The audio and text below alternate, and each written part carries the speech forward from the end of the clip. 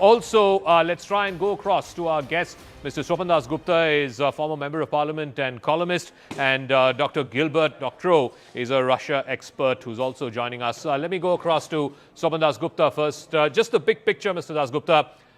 It's taken a long while coming. There was a lot of pain, economic pain, there was political back and forth, but finally with the announcement last night by President Trump and then Prime Minister tweeting a thank you to President Trump, is the worst over in terms of this trade back and forth that was going on between India and the US?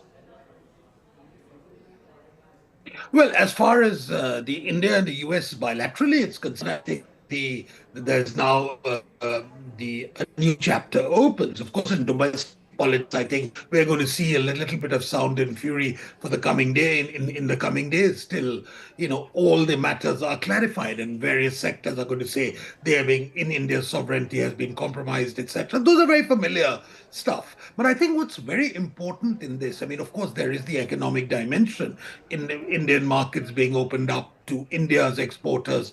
American manufacturers get a market in India with a reduced import duty.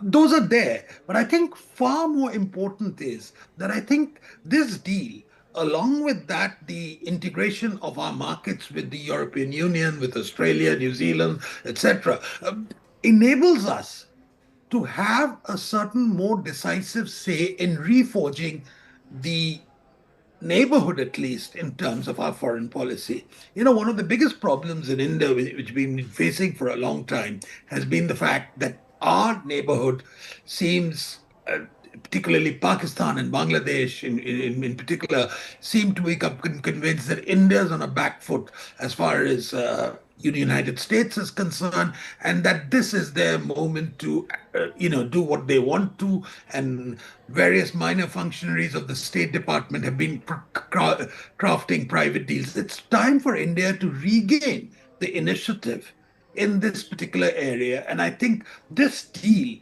actually creates a larger framework for doing that. The economics is actually going to be a facilitator for a more meaningful political and diplomatic intervention by India. I just want you to touch upon, you said it is a familiar sort of raga from the opposition that India's sovereignty has been compromised, etc. We don't know the details of what is it that India has agreed to buy. Buy American is what the president said yesterday in his Truth Social post. But also this thing about India agreeing to stop Russian oil. How much should we take all of this with a pinch of salt? No, I don't think we need to take it with a pinch of salt. I think, of course, we need to await the details. And I think the Russian oil was an important part of India's strategic autonomy. The fact that we had multiple sources, multiple vendors who could supply. Our energy security was enhanced by the fact that we were never dependent on any one particular source. So I think that principle has to be upheld. And you can't just throw Russia today away as an inconvenient person. It's been a very loyal ally of India for a very, very long time, and it's not something Russia is not someone you can treat with disdain and with such casual contempt. So that point is there, and I think we will look with great interest as to how the Russia issue is being tackled by the Indian negotiators. But I think overall, my own sense is that I think we've given enough of a sop to American economic interests to be able to offset misgivings they may have of our independent foreign policy. But the details are awaited, and I think, of course, the finer point lies in the devil is in the details, and we await that. And the opposition is entirely right to that extent of saying, we need the details, because everyone wants to know the details. Let me also get Dr. Gilbert Doctorow. He's a Russia expert. Dr. Doctorow, even in Trump's post yesterday, he said India has agreed to stop buying Russian oil. Again, nobody from the Indian government has said that on the record. And two, this whole linking of, Russia is continuing with its war and its war machine because countries like India and China are buying Russian oil and that's funding the Russian war machine. I mean, just in the last few months, in November, December, and in January, India's uptake of Russian oil has fallen quite significantly. And yet, on the battlefield, Russia is only doubling down. So there's no evidence to suggest that just because countries buy less Russian oil, the war somehow just meanders and winds down. In fact, the opposite seems to be happening. There are countries and countries. India is not just any other country. Mr. Trump's remarks about India fueling the Russian war effort by the purchase of oil is utter nonsense.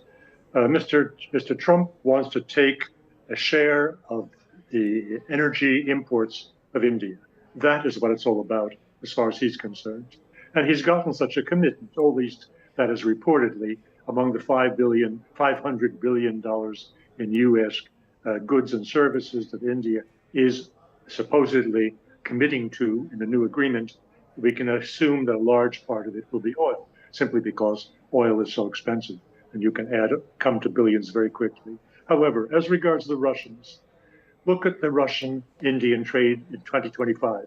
To my knowledge, it was bilaterally 58 billion, of which 50 billion was Russian exports, primarily oil, and 8 billion was Indian exports to Russia. Now, that 50 billion was paid in rupees. Those rupees are unconvertible. They are useless to the Russian war machine. So the situation is not what it appears to be. Okay. And this whole idea that, oh, we can turn off the Russian tap and turn on the Venezuelan tap, I mean, it doesn't work like that. I mean, oil is traded in futures. You trade, if you want to buy oil for, let's say, the month of May or June, you make your sales now. As I've said, the Russian news is saying that this is only Mr. Trump speaking, that Mr. Modi, your prime minister, did not give any firm commitment to buy no more Russian oil. But that is almost an irrelevancy, considering the problem that Russia has making use of the sales revenues from India. The trade is so unbalanced that Russia is just storing up rupees and not helping their war effort or their economy. Okay, that's a good point. I'd request both Dr. Gilbert and Mr. Sopan Gupta to stay on with us. We're getting another piece of breaking news.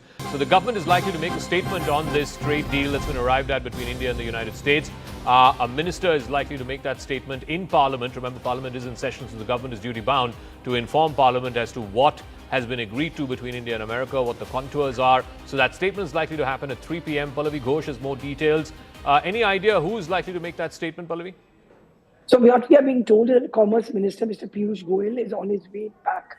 He was in Mumbai, as Parikshit was also pointing out. He's on his way back. There is going to be, of course, a little outlining and vetting of the kind of statement which the government is going to come out with. So in all likelihood, it's going to be the Commerce Minister is going to make a statement on the floor of the House. But Zaka, since there's going to be a bigger meeting at 2:30 a.m. India time of S. Jaishankar and his counterpart, and more details are going to be finalized and fine-tuned, I think at most we can expect the Commerce Minister to talk about a kind of an agreement which has been signed out with America. The details of what this agreement or sector by sector breakdown is something which may not happen in that statement which comes in from the Commerce Minister. So any time after 3 p.m. is what we are being told. If the House functions, will that statement come in from the government? Okay, Pallavi, we'll leave it at that. Thank you very much for that. So we look forward to that statement by the government. It'll be the first formal statement by the government inside Parliament at 3 o'clock, and the Commerce Minister is likely to make that statement.